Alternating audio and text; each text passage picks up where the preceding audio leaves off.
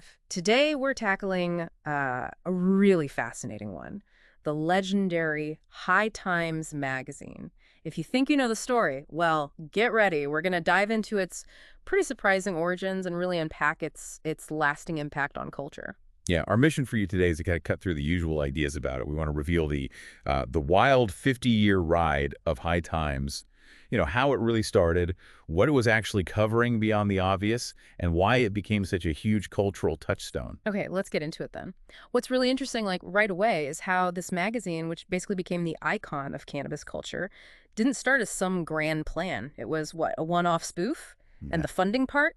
That's just wild. Oh, absolutely. That's really where the unique story kicks off. The founder, Tom Forçade, he wasn't just, an underground publisher. He was a radical, a known smuggler, and, a bit of a prankster, too. He apparently first called it Playboy for Potheads. Gives you a sense of the visual angle, right? Playboy for Potheads, wow. And the money. Get this, it came directly from smuggling. Colombian, Mexican brick weed smuggled into the U.S. That's how it's bankrolled.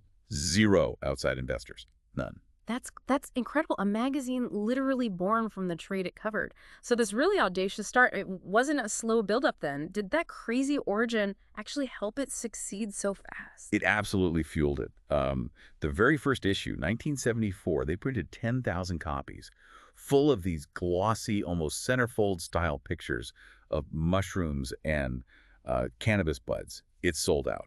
Like immediately. Wow. Yeah, and the tagline was the magazine of high society. The kind of raw counterculture authenticity, maybe even stemming from how it was funded, it just clicked. It wasn't just paper and ink. It felt like a real statement, right. Defiant. And clearly not just a one-hit wonder. By 78, 4 years later, pushing 1 million copies an issue? That's phenomenal growth. Right, an overnight cult hit, basically. Yeah. But here's maybe the surprising part for some people. Even with all those iconic weed photos, the real depth, the influence, it came from everything else it covered too. Okay, so what else was in there? It wasn't just pretty pictures of buds. Not at all. And that's what's fascinating, the sheer scope. Yeah, cannabis was central, but it covered psychedelics pretty heavily too. Plus politics, actual practical tips on growing, even profiles of dealers sometimes. And importantly, it really dug into the failures of the drug war. So a real mix, kind of gonzo journalism, outlaw vibes, but also educational. Exactly. It had that raw, subjective edge, but it was also giving people information they couldn't get elsewhere. That wide range, I think, is what let it become more than just a stoner mag. It tapped into a much broader counterculture current. That makes sense. But then tragedy struck, right? Forçade died in 1978. Suicide. You'd think that might have been the end of it. How did the magazine carry on after losing its founder? Well, Forçade had actually set up a trust, run by activists and lawyers he'd apparently handpicked. So that structure provided stability. It allowed the magazine to keep going, keep its radical edge without, falling apart or getting co-opted immediately. Foresight even in that. And that stability allowed it to, evolve? Precisely. It laid the groundwork for the next phase. In the 80s and 90s, under editor Stephen Hager, they launched the Cannabis Cup in Amsterdam. And that was huge. That wasn't just an event. It transformed High Times. It went from being this cult zine, this magazine, to a global brand associated with cannabis. Right, the Cannabis Cup. That became like the standard. It really did. It set the benchmark for quality cannabis for the culture worldwide. It cemented its influence way beyond just a printed page. So 50 years later, it's still here.